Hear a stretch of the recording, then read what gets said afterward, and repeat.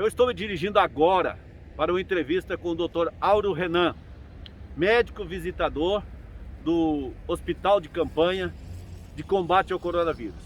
Ele que desde o começo está trabalhando nessa árdua missão. Nós vamos saber do Dr. Auro como está o nosso sistema de saúde, o que pode ser feito e como estão os casos de Covid-19 em Juara. Boa tarde, ou boa noite, ou bom dia a toda a população de Juara e região.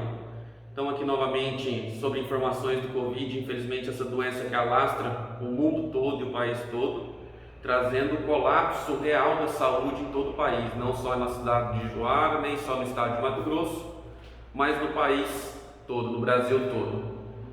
Bom, inicialmente foi-se organizado 10 leitos no Hospital Municipal de Juara para atendimento desses pacientes de Covid, todos que necessitassem internamento.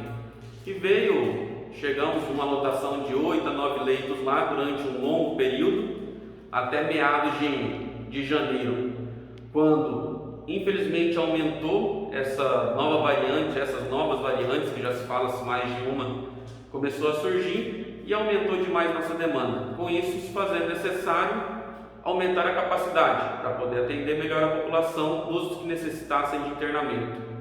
Hoje nós estamos onde era o centro de saúde, foi montado o hospital de campanha. O hospital de campanha compõe em leitos adaptados, aqui funcionavam consultórios, ambulatórios, não era um local de internamento, onde a maior parte da população já deve ter sido atendida aqui em algum momento por algum motivo, conhece mais ou menos a estrutura. Hoje nós iniciamos aqui com 15 leitos, aumentamos para 17 leitos e hoje nós estamos com a capacidade de 20 leitos com pacientes internos. Então nós estamos com 20 leitos, os 20 leitos ocupados. É uma situação preocupante porque espaço físico temos para mais 3, 4 leitos. Ainda temos o hospital municipal, se caso vier ter uma eventualidade, podemos usar leitos lá também. Porém, falta mão de obra, falta insumos, falta medicamento, falta tudo, não só em Juara, falta no país todo. Estive conversando com algumas pessoas da Secretaria de Saúde e da Administração de Juara essa semana e se falta alguns sedativos onde hoje temos, foi-se até gerado discussões durante a semana que eu vi sobre medicações para manter pacientes sedados, entubados, em coma induzido, para poder manter o respirador enquanto se aguarda uma vaga de UTI. Temos medicação, não dá para estimar porque nós temos um fluxo grande de pacientes.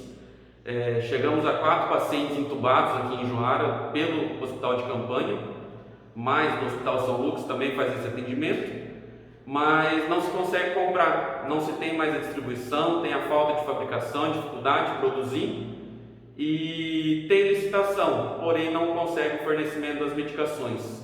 E também mão de obra, por mais que estamos aqui, falta médico, falta enfermeiro, falta técnico de enfermagem, técnico da limpeza, todos já estamos todos cansados e exaustos desses 12 meses de batalha contra o Covid.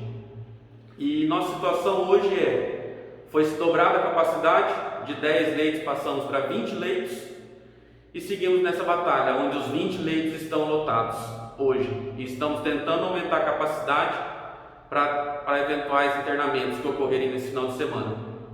Desses 20 leitos, doutor, o que são enfermaria e o que são de estabilização, que se assemelha, se aproxima muito do leito de UTI? Bom, desses leitos hoje nós temos 3 pacientes entubados, pacientes de Juara, de Porto e de Novo Horizonte, pois lá no início foi feita uma parceria com esses outros 2 municípios para se ajudarem entre si e podermos virar mais uma referência para isso e fortalecer a força de trabalho no local só.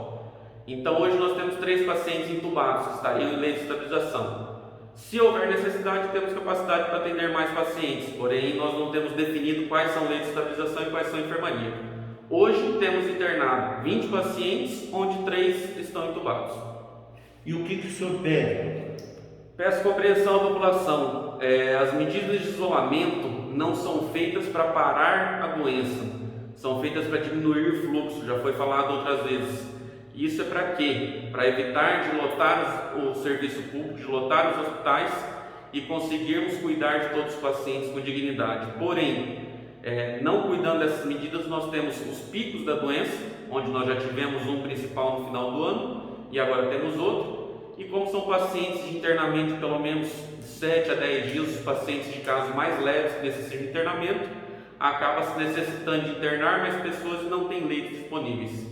Então, o principal, fora os cuidados que nós já cansamos de repetir, do uso da máscara, lavagem das mãos, higienização com álcool em gel, higienização dos locais, é o distanciamento, para evitar o índice de contágio e diminuir assim a transmissão. Em 8 meses de 2020, quando tivemos 12 óbitos, já em 2021, em pouco mais de 60 dias, nós chegamos a 38 óbitos, se não me engano, hoje, né? Então, quer dizer, 26 a mais do que o ano passado. Por que aumentou tanto, doutor? Pelas variantes. Nós tivemos, oportunamente, nós fomos privilegiados no começo, onde o pico da doença, igual foi visto logo no início em Manaus, no Amazonas, chegou a números astronômicos e teve grande parte da população acometida, mais de 70% da população. Nós tivemos um ano de 2020 por muita sorte, onde nós não tivemos uma doença tão grave na nossa região, com isso diminuindo as gravidades e os óbitos. Porém, no final do ano de 2020, no final de dezembro, com as festas de ano, tudo, e com a nova variante, infelizmente se aumentou a doença, aumentou a transmissão. Com isso, consequentemente, aumenta os números de casos graves, aumenta-se os números de óbitos, porque infelizmente são estatísticas. Se você tem 10%, 1% infelizmente falece, então tem um óbito. Se você tem 100 pessoas acometidas, você vai ter 10 óbitos e assim sucessivamente. E o que as autoridades podem fazer? Continuar a batalha, a orientação.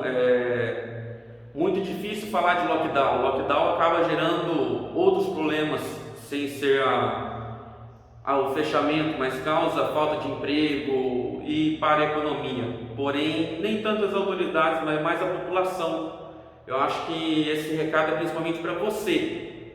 Mas eu não mudo nada. Sim, você muda. Se cada um conseguir fazer sua pequena parte, sua pequena parcela de cuidado, de evitar aglomerações, de evitar a banalização da doença, nós vamos conseguir, todo mundo fazendo um pouquinho, vamos nos unir e conseguir fazer muito e evitar o aumento dessa doença tão rápido. Conversando comigo aqui, a gente falava da situação até de servidores, né? Dificuldade, grupo reduzido. O senhor está desde o começo nessa batalha, doutor. Me diga como está o seu espírito para continuar lutando por isso, como está a sua exaustão, talvez até, o seu ânimo ou até desânimo, e também dos seus companheiros aqui da saúde. Difícil falar de um modo geral, porque cada pessoa tem um comprometimento, tem uma exaustão. Alguns têm mais anos de serviço do que eu, outros têm menos anos de serviço do que eu, alguns trabalham um pouco mais, outros um pouco menos, porém exaustivo. O cansaço físico não tem mais tanto, acaba-se o nosso organismo se adapta muito fácil, então fisicamente a gente se adapta, porém a exaustão mental, psicológica é muito grande.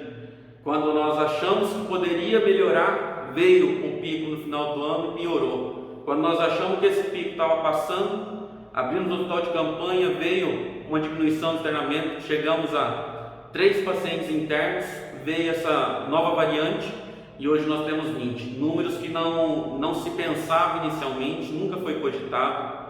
Sempre pensamos em 10 leitos, onde isso era 1/3 da capacidade do hospital municipal em internamentos, e hoje nós temos 20 pacientes internos, onde dá mais de 50% da capacidade do hospital municipal hoje.